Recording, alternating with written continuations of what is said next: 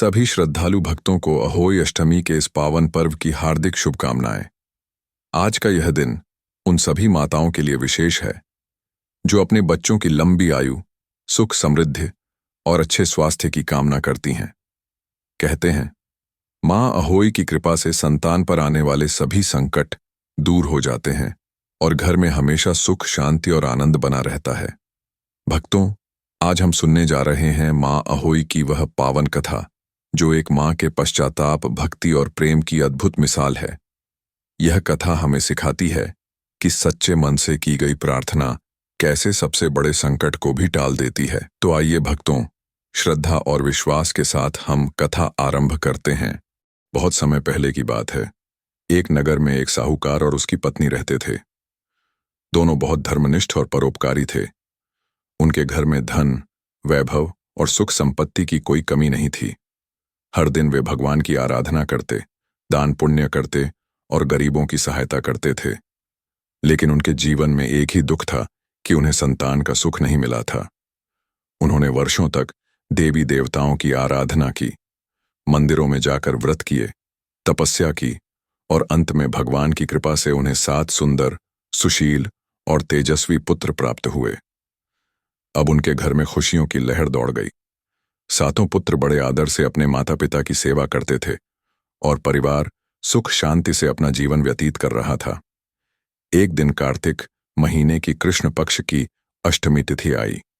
साहूकार की पत्नी को घर की दीवार की मरम्मत के लिए मिट्टी की आवश्यकता पड़ी। वह अपने सिर पर टोकरी लेकर जंगल की ओर गई ताकि मिट्टी ला सके। वह फावड़ा लेकर जमीन खोदने लगी। जैसे ही उसने फावड़ा मिट्टी में मारा, अचानक जमीन से एक सियार का छोटा बच्चा बाहर आया और अनजाने में फावड़े की चोट लगने से उसकी मृत्यु हो गई। यह देखकर साहूकार की पत्नी के हाथ कांप गए। उसके मुंह से निकल पड़ा, हे भगवान, ये मैंने क्या कर दिया? यह तो अनजाने में हुआ। मेरा ऐसा कोई इरादा नहीं था। वह रोने लगी। उस निर्दोष प्राणी की मृत्यु देखकर उसका हृदय कांप उठा। वह मिट्टी छोड़कर घर लौट आई। उस दिन से उसके मन में अपराध बोध छा गया। वह रात दिन दुखी रहने लगी। कुछ ही दिनों बाद उसके घर में अजीब घटनाएं होने लगीं। पहले उसका एक पुत्र बीमार पड़ा और उसकी मृत्यु हो गई। फिर कुछ समय बाद दूसरा पुत्र चला गया। धीरे धीरे उसके 7 पुत्र इस संसार को छोड़कर चले गए। साहूकार की पत्नी का जीवन जैसे शोक का सागर बन गया। वह दिन रात अपने भाग्य को कोसती और विलाप करती। घर में मातम छा गया। एक दिन वह बहुत रोती हुई जंगल की ओर निकल पड़ी। वहां उसे एक साधु महात्मा मिले। साधु ने पूछा, बेटी, तू इतनी व्याकुल क्यों है? तेरे चेहरे पर गहरा दुख क्यों है? वह रोते रोते बोली, महात्मन, मैंने बहुत बड़ा पाप किया है। एक दिन मैं मिट्टी खोदने गई थी। वहां गलती से मेरे फावड़े से सियार का बच्चा मर गया। उस दिन के बाद मेरे 7 पुत्र मुझसे छिन गए। मेरे घर का दीपक बुझ गया। मैं अब कैसे जीऊं, यह समझ नहीं आता। यह सुनकर साधु ने शांत स्वर में कहा, बेटी, जो हो गया वह अब वापस नहीं आ सकता, पर तू सच्चे मन से पश्चाताप कर सकती है। यदि तू अपने अपराध के लिए मां अहोई से क्षमा मांगेगी और व्रत रखेगी तो तेरे पाप धुल जाएंगे और तेरा घर फिर हंसी से भर जाएगा। कार्तिक, कृष्ण अष्टमी के दिन तू अहोई माता की पूजा करना, निर्जला उपवास रखना और सियार माता की आराधना करना। माता तेरी भक्ति से प्रसन्न होंगी और तुझे आशीर्वाद देंगी। साहूकार की पत्नी ने साधु के बताए अनुसार संकल्प लिया। वह दिन आया, कार्तिक कृष्ण अष्टमी। प्रातः स्नान करके उसने स्वच्छ वस्त्र पहने, निर्जला व्रत का संकल्प लिया और अपने घर के पूजा स्थान में अहोई माता की मूर्ति स्थापित की। दीवार पर उसने रोली और चावल से अहोई माता की आकृति बनाई। साथ ही 7 पुत्रों और सियार की आकृति भी बनाई। दीपक जलाया, फूल चढ़ाए, दूध, फल और मिठाई का भोग लगाया। उसने मां अहोई से फोल्डेड हैंड्स के साथ कहा, हे मां, मैंने अनजाने में एक निर्दोष जीव की हत्या कर दी। मेरे 7 पुत्र मुझसे छिन गए। मैं आज सच्चे मन से पश्चाताप करती हूं। मेरी भूल क्षमा करें और मेरे घर की खुशियां लौटाएं। पूरा दिन उसने जल तक ग्रहण नहीं किया, केवल माता का स्मरण करती रही।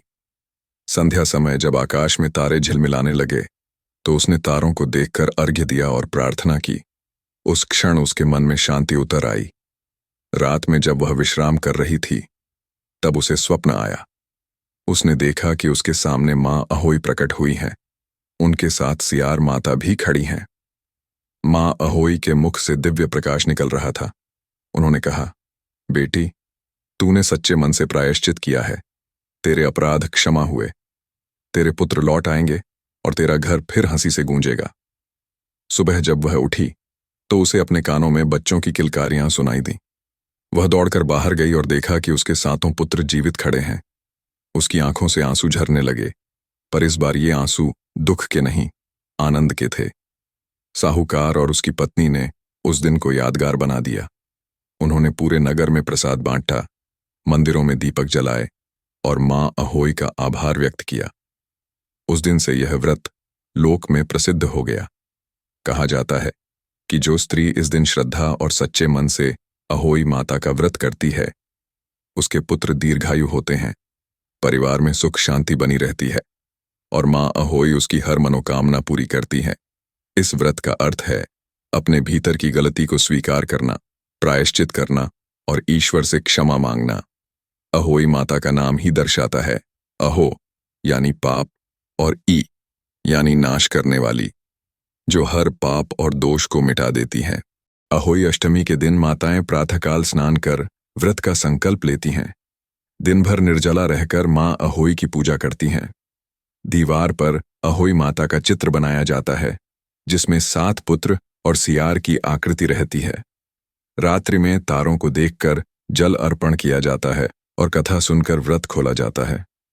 ऐसा माना जाता है कि जिस नारी ने यह व्रत सच्चे मन से किया, उसके जीवन में कभी संतान का दुख नहीं आता। मां अहोई की कृपा से संतान दीर्घायु होती है, परिवार में प्रेम बढ़ता है और सभी संकटों का नाश होता है।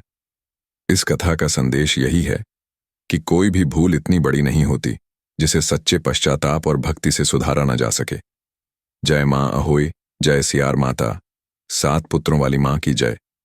हे मां, जो कोई भी आपकी कथा श्रद्धा से सुनता या सुनाता है, उसके घर में कभी दुख नहीं रहता।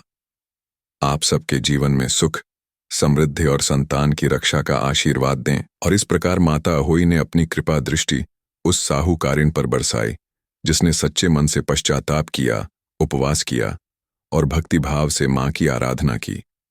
माता की कृपा से उसके पुत्र को जीवन दान मिला और उसके घर में पुनः खुशियां लौट आईं। भक्तों, यही संदेश यह पावन कथा हमें देती है कि मां के चरणों में सच्चे मन से झुकने वाला कभी खाली हाथ नहीं लौटता। भक्ति, पश्चाताप और विश्वास, ये तीनों ही जीवन को सुखमय बना देते हैं। मां अहोई की कथा सुनने मात्र से सभी पाप नष्ट हो जाते हैं, संतान पर आने वाले संकट दूर होते हैं और घर में सुख, शांति, समृद्धि तथा मंगल का वास होता है। आज के इस व्रत और कथा के माध्यम से हम सब मां अहोई से यही प्रार्थना करते हैं कि हमारे जीवन में सदैव सुख, संतोष और संतति सुख बना रहे। तो सभी श्रद्धालु भक्तजन हाथ जोड़कर बोलिए, जय माता अहोई की, जय सियार माता की जय। मां अहोई सभी के घर आशीर्वाद बरसाए, हर मां की गोद सदा भरी रहे, संतान सदा दीर्घायु और सुखी रहे। सच्चे मन से जिसने कथा सुनी, मां अहोई उसकी हर मनोकामना पूर्ण करे।